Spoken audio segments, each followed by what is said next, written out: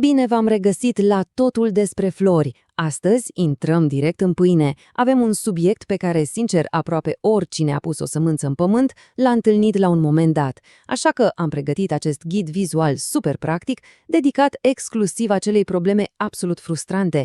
De ce ne rămân pepeni mici? Dacă ați muncit o vară întreagă și la final ați rămas cu o recoltă, să zicem, sub așteptări, ei bine, sunteți exact unde trebuie. Uite un paradox pe care îl vedem mereu prin grădini. Pe de-o parte, avem vița asta luxuriantă. Un verde din ăla vibrant, frunze masive, pline de viață, arată ca o mică junglă. O priveliște care te face să crezi, gata, anul ăsta dau lovitura. Dar, pe de altă parte, te uiți mai atent și bum, realitatea lovește. Găsim niște pepenași mici care efectiv refuză să mai crească sau, mai rău, niște fructe complet deformate. Sigur ați trăit frustrarea asta. E o situație atât de clasică și ghici ce? Instinctul de moment ne împinge, de cele mai multe ori, să facem o greșeală uriașă. Iar greșeala este să sărim direct pe sacul de îngrășământ. Regula de aur e foarte simplă. Diagnosticul vine întotdeauna înaintea fertilizării. Reacția aia imediată, aoleo, planta stagnează, hai să-i dăm de mâncare, ei bine, opriți-vă, lăsați fertilizantul din mână. Un pepene mic nu înseamnă automat că e foame. E ca și cum am luat prima pastilă care ne cade în mână doar pentru că ne doare puțin capul. Abordarea asta impulsivă mai mult face rău și poate bloca planta de tot. Ceea ce trebuie să facem cu puțină răbdare este să diagnosticăm mediul înconjurător pas cu pas. Haideți să vedem cum facem asta corect. Așadar, punctul 1, diagnosticul rapid și lista de verificare. Secretul? Păi, trebuie să evaluăm condițiile de bază înainte să ne batem capul cu chimia și nutrienții. Avem aici ierarhia în 3 pași pe care o folosesc toți grădinarii cu experiență. Gândiți-vă la asta ca la un control de rutină. 1. Polenizarea. 2. Apa. Și 3. Starea generală a solului. E matematică pură, oameni buni. Dacă fundația asta în 3 pași scârție, absolut niciun îngrășământ magic de pe piață nu o să vă salveze recolta. O să le luăm pe rând acum, pentru că abia aici descoperim cum funcționează de fapt plantele noastre. Trecem la punctul 2, rolul ascuns al polenizării. Primul suspect de pe listă, și aici trebuie să ne uităm la un detaliu simplu. Avem flori femele și, mai important, avem albine care bâzie pe acolo. Fără polenizatorii ăștia mici și harnici, tot mecanismul de formare se blochează fix la linia de start. Ce se întâmplă mai exact pe teren? Păi, dacă avem o polenizare incompletă, un pepene abia legat rămâne pur și simplu minuscul, sau se zburlește, sau capătă o formă complet asimetrică și ciudată. Și știți ce e asta? E un simplu eșec natural, nu o lipsă de nutriție. Creșterea se oprește brusc din lipsă de polen. Deci, înainte să dați vina pe pământul din curte, asigurați-vă că grădina e prietenoasă cu insectele polenizatoare. Dacă ele sunt acolo și își fac treaba, perfect, mergem mai departe. Ajungem la punctul 3, apa, solul și mulciul. Aici abordăm o problemă uriașă, hidratarea, care este absolut vitală, mai ales în faza ea sensibilă de înflorire și când fructul prinde proporții. Gândiți-vă un pic, pepenii sunt apă chiară în mare parte, nu? O mică secetă îi dă complet peste cap. Și aici vreau să fiu foarte clar cu voi. Stropirile alea scurte, direct pe frunze, nu rezolvă problema. E un obicei teribil de răspândit. Ieșim seara cu furtunul, dăm rapid un jet pe frunzele mari, sclipesc picăturile frumos și zicem gata, i-am udat? Fals. E o iluzie. Rădăcinile unui pepene mătur coboară la 60, chiar 90 de centimetri în pământ. Stropeala aia de seară abia dacă udă praful de deasupra. Nu ajută absolut deloc rețeaua de rădăcini să pompeze apa de care e nevoie pentru un fruct uriaș. Regula de aur? Trebuie să udăm exact la bază, profund și mult mai rar. Și atunci, cum știm sigur că rădăcina are apă? Există un test de sol în 3 pași extrem de ușor. Efectiv, trebuie să vă murdăriți un pic pe mâini. Pasul 1, dați la o parte mulciul de la baza plantei. Pasul 2, săpați câțiva centimetri în sol, sub stratul ăla uscat de la suprafață. Și pasul 3, puneți mâna și verificați umiditatea. Simțiți pământul fizic cu degetele. Asta e singura metodă prin care puteți fi absolut siguri că planta e hidratată acolo unde contează, la adăpostul de soare. Nu ghiciți din priviri, verificați direct la rădăcină. Și acum, punctul 4, greșeala principală, excesul de azoc. Să zicem că ați verificat tot. Polenizarea e brici, apa e la nivel optim în sol și totuși pepenelui nu-i merge bine. Aici intervine capcana supremă, cea care vă fură la propriu dulceața recoltei. Întrebarea este, de ce niște frunze uriașe ar fura energia fructului? V-ați oprit vreodată să vă gândiți la asta? Planta are o cantitate limitată de energie pe zi. Spre ce își direcționează ea această energie dacă primește meniul greșit la momentul complet greșit? Răspunsul stă chiar în biologia plantei și în echilibrul ăsta extrem de fin al nutrienților.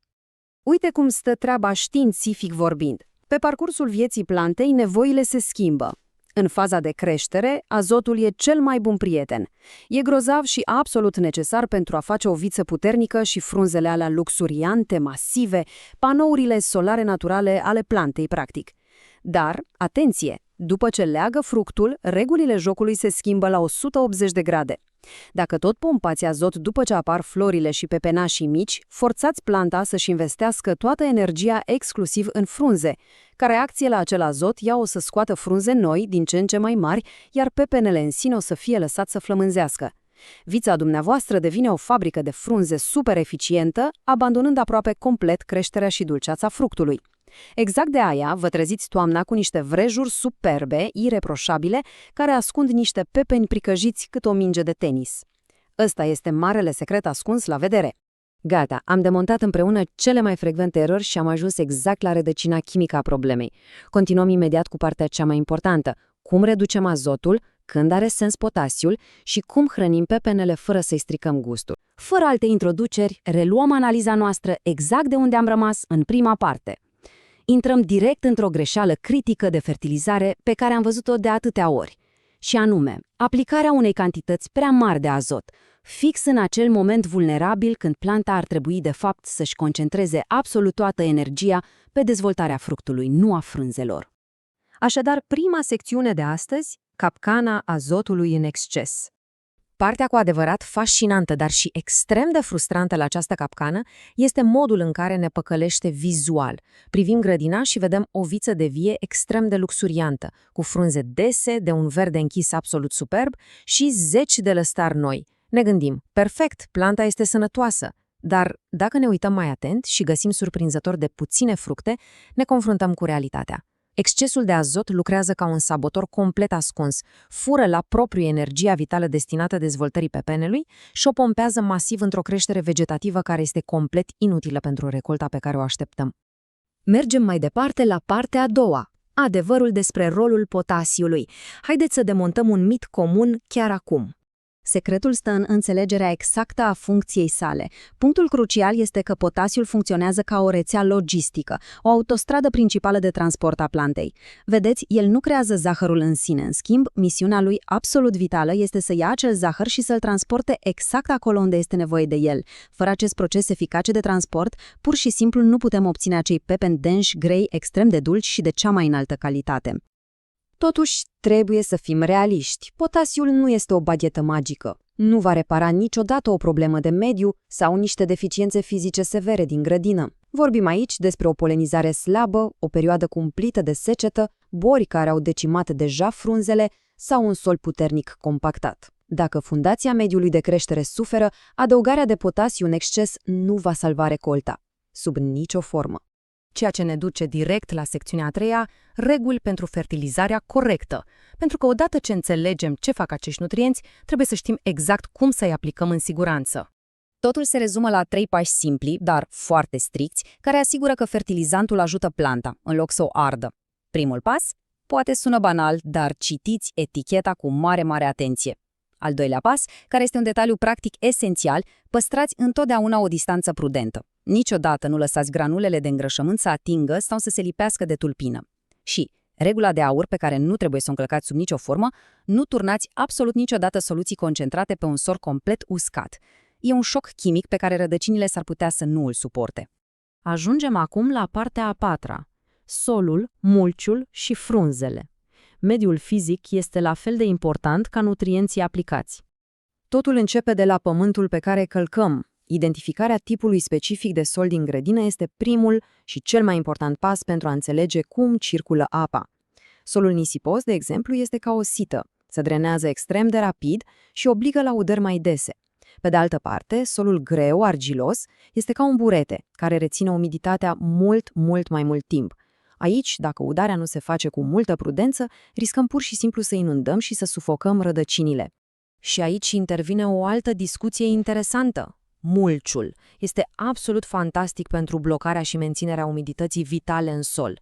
Dar atenție, ascunde o capcană uriașă. Dacă lăsăm un strat gros și ud de mulci lipit direct pe tulpina plantei, provocăm sufocare și un putregai garantat. Baza tulpinii are nevoie vitală să respire liber.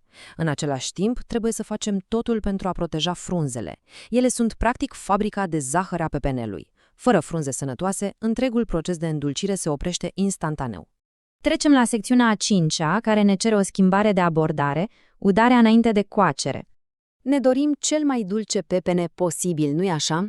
E bine, secretul aici este unul contraintuitiv. Cantitatea de apă trebuie redusă deliberat și strategic, exact înainte de faza de coacere. Această restricție forțează planta să concentreze toate acele zaharuri naturale în interiorul fructului, în loc să le dilueze cu apă în exces. Evident, cheia este echilibrul. Reducem apa, dar suntem vigilenți să nu lăsăm vița de vie să se prăbușească complet din cauza deshidratării. Și astfel am ajuns la secțiunea a 6-a, recapitulare și provocarea finală. Dacă punem cap la cap toate aceste piese din ambele părți ale ghidului nostru, avem o hartă completă de diagnosticare. De cele mai multe ori, eșecul recoltei nu este un mister, ci se regăsește fix în aceste 5 greșeli critice. Poate să înceapă încă de la o polenizare slabă, să se agraveze din cauza unor udări haotice, apoi să apară acel dezechilibru chimic despre care am tot vorbit, cu prea mult azot sau o înțelegere greșită a potasiului. Și, în cele din urmă, clasicele greșeli fizice, aplicarea incorectă a îngrășământului direct pe tulpină sau sufocarea bazei cu mulci. Când eliminăm aceste greșeli, succesul prinde rădăcini. În final, haideți să trecem la o diagnoză practică. Ce fel de pepeni cresc acum în grădină, ce tip de sol aveți acolo și, cel mai important, cu ce probleme specifice vă confruntați anul acesta. Fie că vorbim despre un fruct care rămâne frustrant de mic, de o formă deformată sau de o viță cu un verde orbitor dar complet lipsită de roade, lăsați toate aceste detalii în comentarii. Doar așa putem continua să găsim rezolvări. Nu uitați să lăsați un like și să vă abonați la canalul Totul despre Flori pentru și mai multe sfaturi practice. Oare anul acesta succesul unei recolte incredibil de dulci nu se ascunde tocmai în acele greșeli pe care decidem să nu le mai facem?